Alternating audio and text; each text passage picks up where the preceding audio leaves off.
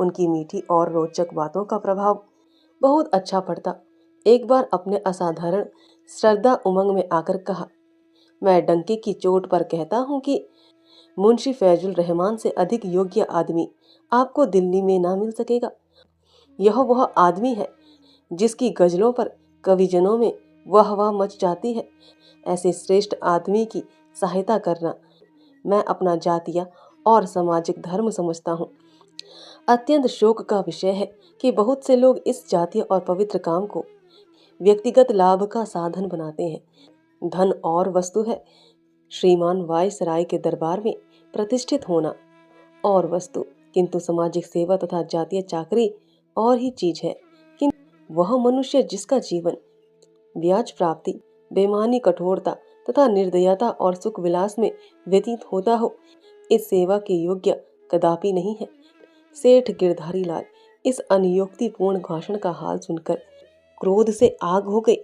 मैं बेईमान हूँ, ब्याज का धन खाने वाला हूँ, विषयी हूँ। कुशल हुई जो तुमने मेरा नाम नहीं लिया, किंतु अब भी तुम मेरे साथ में हो। मैं अब भी तुम्हें जिस तरह चाहूं नचा सकता हूँ। खुशामदियों ने आग पर तेल डाला। इधर राम रक्षा अपने काम में तत्पर रहे। यहाँ तक कि वेटिंग डे आ पहुंचे। मिस्टर राम रक्षा को उद्योग में बहुत कुछ सफलता प्राप्त हुई थी। आज वे बहुत प्रसन्न थे। आज गिरधारी लाल को नीचा दिखाऊंगा।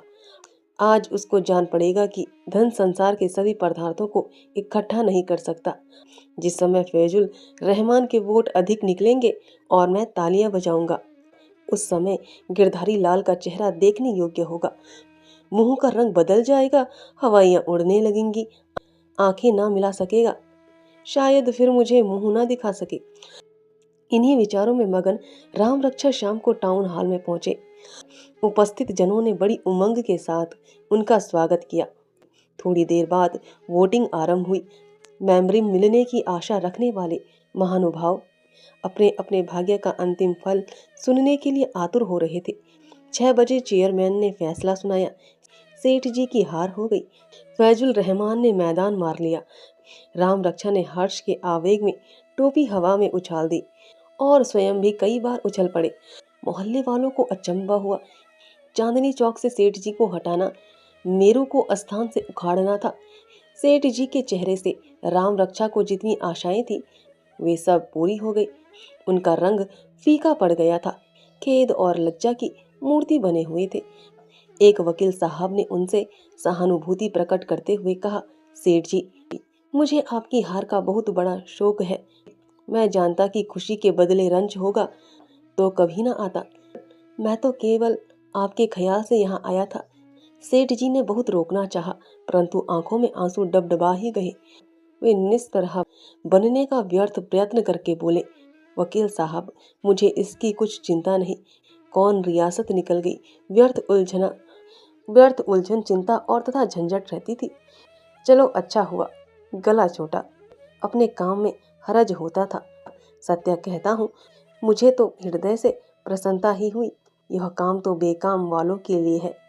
घर ना बैठे रहे, यही बेगार की। मेरी मूर्खता थी कि मैं इतने दिनों तक आंखें बंद किए बैठा रहा। परंतु सेठ जी की मुखाकृति ने इन विचारों का प्रमाण ना दिया। मुखमंडल हृदय का दर्पण है, इसका निश्चय अलबत्ता हो गया। किंतु बाबू राम रक्षा बहुत देर तक इस आनंद का मजा ना लूटने पाए और न सेठ जी को बदला लेने के लिए बहुत देर तक प्रतीक्षा करनी पड़ी। सभा विसर्जित होती ही जब बाबू राम रक्षा सफलता की उमंग में ऐंठते, मूंछ पर ताव देते और चारों ओर गर्व की दृष्टि डालते हुए बाहर आए, तो दीवानी की 3 सिपाहियों ने आगे बढ़कर उन्हें गिरफ्तारी का वारंट दिखा दिया। अब की बाबू राम रक्षा के चेहरे का रंग उतर जाने की और सेठ जी के इस मनोवांछित दृश्य से आनंद उठाने की बारी थी। गिरधारी लाल ने आनंद की उमंग में तालियां तो न बजाई, परंतु मुस्कुराकर मुंह फेर लिया। रंग में भंग पड़ गया। आज इस विषय के उपलक्ष्य में मुंशी फैजुल रहमान ने पहले ही से एक बड़े समारोह के साथ गार्डन पार्टी की तैयारियां की थी। मिस्टर राम रक्षा इसके प्रबंध करता थे। आज की आफ्टर डिनर स्पीच उन्होंने बड़े परिश्रम से तैयार की थी। किंतु इस वारंट ने सभी कामनाओं का सत्यानाश कर दिया। यूं तो बाबू साहब के मित्रों में ऐसा कोई न था जो 10,000 रुपये जमानत दे देता। अदा कर देने का जिक्र ही क्या, किंतु कदाचित ऐसा होता भी तो सेठ जी अपने को भाग्यहीन समझते। 10,000 रुपये और म्यूनसिपैलिटी की प्रतिष्ठित मेमोरी खोकर इन्हें इस समय यह हर्ष हुआ था। मिस्टर राम रक्षा के घर पर ज्यों ही यह खबर पहुंची, कोहराम मच गया। उनकी स्त्री पछाड़ खाकर पृथ्वी पर गिर पड़ी। जब कुछ होश में आई तो रोने लगी, और रोने से छुट्टी मिली तो उसने गिरधारी लाल को कोसना आरंभ कर दिया। देवी देवता मनाने लगी, उन्हें रिश्वत देने पर तैयार हुई कि ये गिरधारी लाल को किसी प्रकार निगल जाए। इस बड़े भारी काम में वह गंगा और यमुना से सहायता मांग रही थी। प्लेग और विसूचिका की खुशामदी कर रही थी कि ये दोनों मिलकर उस गिरधारी लाल को हड़प ले जाएं। किंतु गिरधारी का कोई दोष नहीं, दोष तुम्हारा है। बहुत अच्छा हुआ तुम इसी पूजा के देवता थे। क्या अब दावतें ना खिलाओगे? मैंने तुम्हें कितना समझाया, रोई रूठी बिगड़ी, किंतु तुमने एक ना सुनी। गिरधारी लाल ने बहुत अच्छा किया, तुम्हें शिक्षा तो मिल गई, किंतु तुम्हारा भी दोष नहीं। यह सब आग मैंने ही लगाई। मखमली स्लीपरों के बिना मेरे पांव ही नहीं उखड़ते थे। बिना जड़ाव कड़ों के मुझे नींद न आती थी। सेज गाड़ी मेरे ही लिए मंगवाई गई थी। अंग्रेजी पढ़ने के लिए मैम साहब को मैंने रखा। ये सब कांटे मैंने ही बोए हैं। मिसेज राम रक्षा बहुत देर तक इन्हीं विचारों में डूबी रही।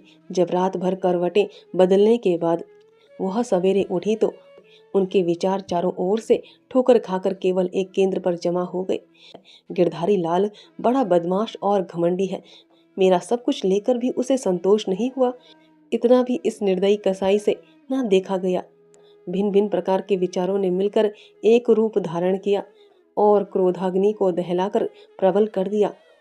ज्वालामुखी शीशे से जब सूर्य की किरणें एक होती हैं, तब अग्नि प्रकट हो जाती है। स्त्री के हृदय में रह रहकर क्रोध की एक असाधारण लहर उत्पन्न होती है। बच्चे ने मिठाई के लिए हट किया, उस पर बरस पड़ी। मेहरी ने चौका बर्तन करके चूल्हे में आग जला दी, उसके पीछे पड़ गई। मैं तो अपने दुखों को रो रही हूँ। इस चुड़ैल को रोटियों की धुन सवार है। निदान 9 बजे उससे ना रहा गया। उसने यह पत्र लिखकर अपने हृदय की ज्वाला ठंडी की। सेठ जी, तुम्हें अब अपने धन के घमंड ने अंधा कर दिया है, किंतु किसी का घमंड इसी तरह सदा नहीं रह सकता। कभी न कभी सिर अवश्य नीचा होता है।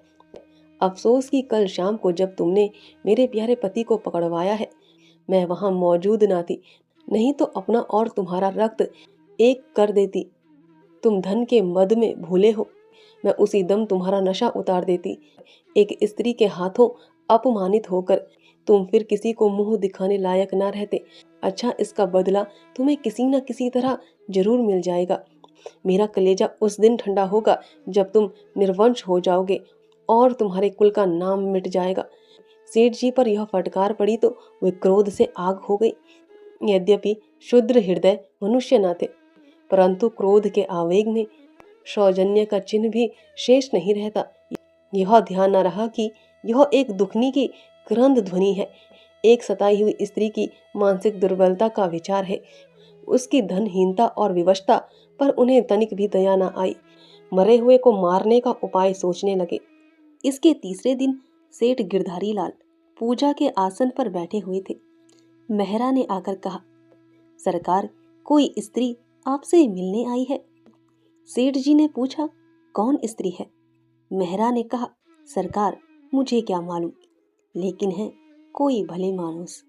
रेशमी साड़ी पहने हुए, हाथ में सोने के कड़े हैं, पैरों में टाट के स्लीपर हैं। बड़े घर की स्त्री जान पड़ती है। यूं साधारणता सेठ जी पूजा के समय किसी से नहीं मिलते थे, चाहे कैसा ही आवश्यक काम क्यों ना हो। ईश्वरोपासना में सामाजिक बाधाओं को घुसने नहीं देते थे। किंतु ऐसी दशा में जब कि किसी बड़े घर की स्त्री मिलने के लिए आए, तो थोड़ी देर के लिए पूजा में विलंब करना निंदनीय नहीं कहा जा सकता। ऐसा विचार करके वे नौकर से बोले, उन्हें बुला लाओ। जब वह स्त्री आई तो सेठ जी स्वागत के लिए उठ खड़े हो गई। तत्पश्चात अत्यंत कोमल वचनों के कारुणिक शब्दों से बोले, माता कहाँ से आना हुआ?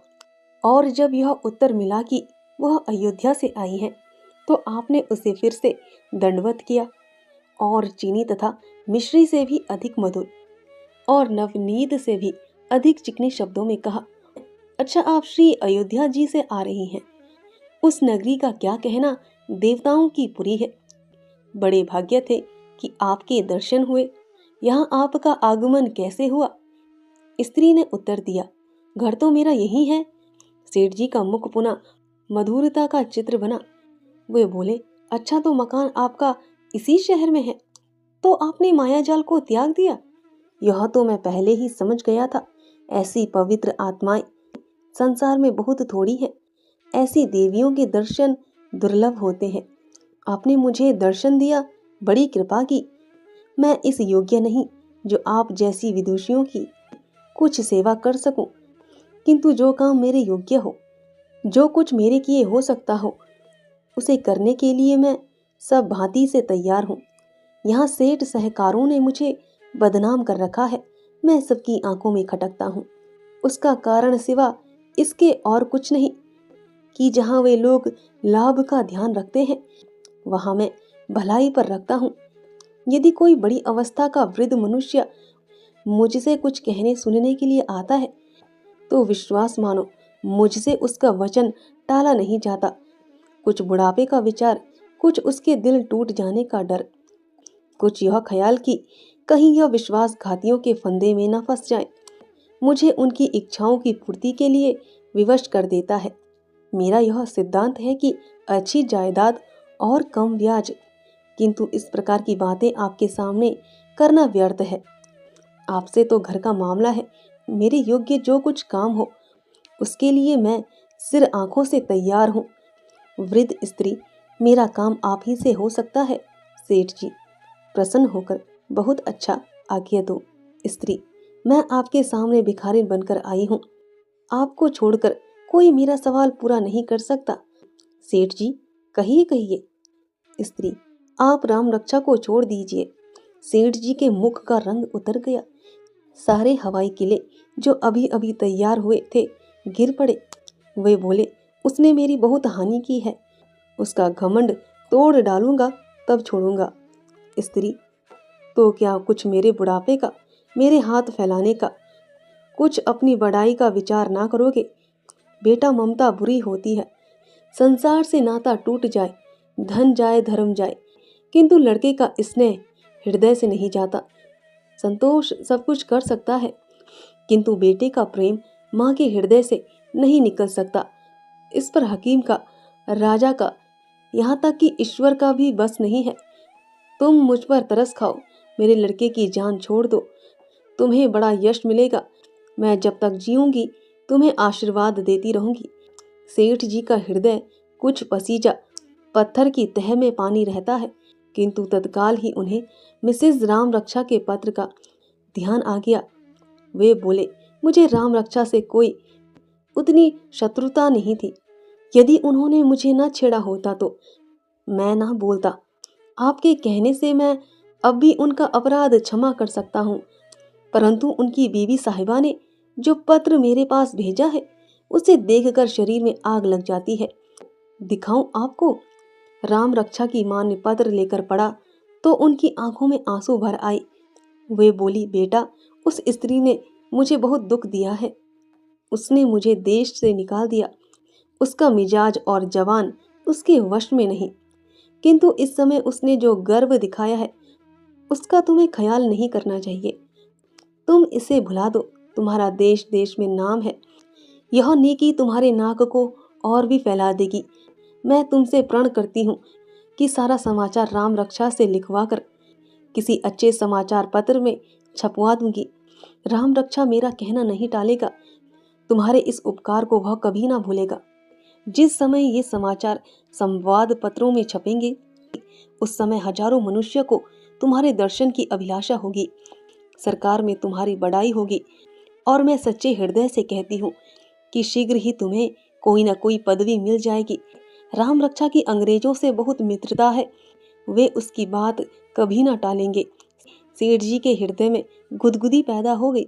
यदि इस व्यवहार में वह पवित्र और माननीय स्थान प्राप्त हो जाए, जिसके लिए हजारों खर्च किए, हजारों डालियां दी, हजारों अनुनय विनय की, हजारों खुशामदे की, खान सामों की झिड़कियां सही, बंगलों के चक्कर लगाए, तो इस सफलता के लिए ऐसे कई हजार मैं खर्च कर सकता हूँ।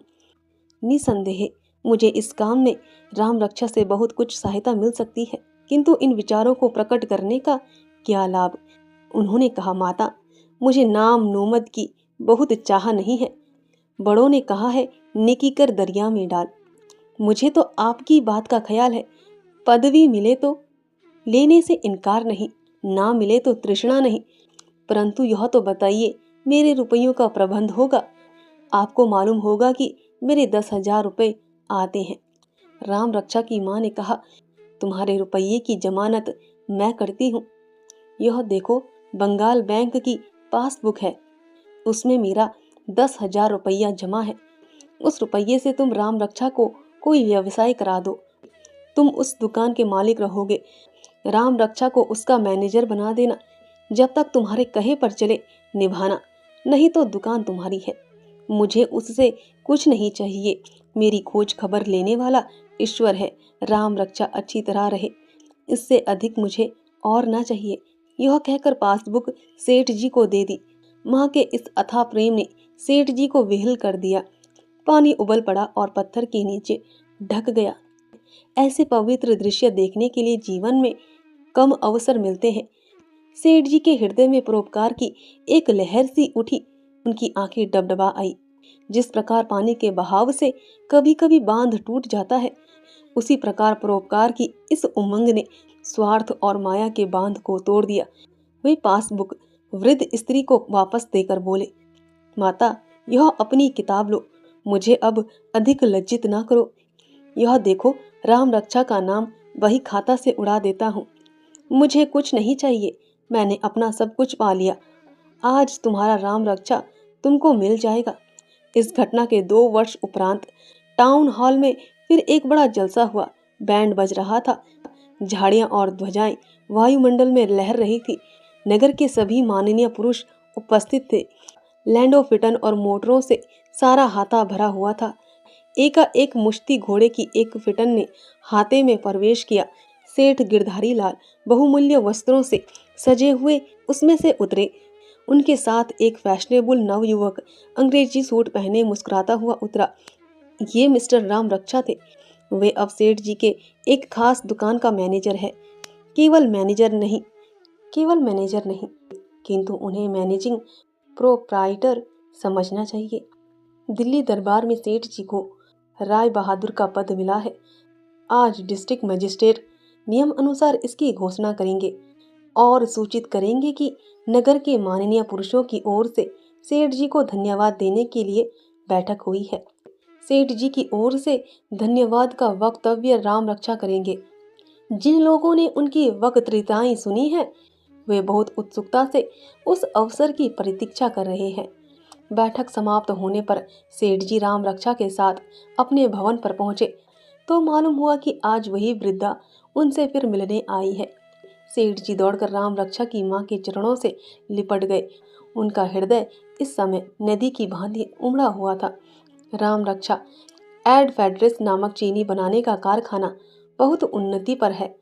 राम रक्षा अब भी उसी ठाट बाट से जीवन व्यतीत कर रहे हैं, किंतु पार्टियां कम देते हैं और दिन भर में 3 से अधिक सूट नहीं बदलते। वे अब उस पत्र को जो उनकी स्त्री ने सेठ जी को लिखा था, संसार की एक बहुत अमूल्य वस्तु समझते हैं। और मिसेज राम रक्षा को भी अब सेठ जी के नाम को मिटाने की अधिक चाह नहीं है, क्योंकि अभी हाल में जब लड़का पैदा हुआ था, मिसेज राम रक्षा ने अपना स्वर्ण कंकण दाई को उपहार दिया था। मानो मिठाई बांटी थी, किंतु वह बात जो अब होनी चाहिए थी ना हुई। राम रक्षा की माँ अब भी अयोध्या में रहती हैं और अपनी पुत्र वधू की सूरत नहीं देखना चाहती। धन्यवाद दोस्तों, आशा है आपको यह कहानी पसंद आई हो।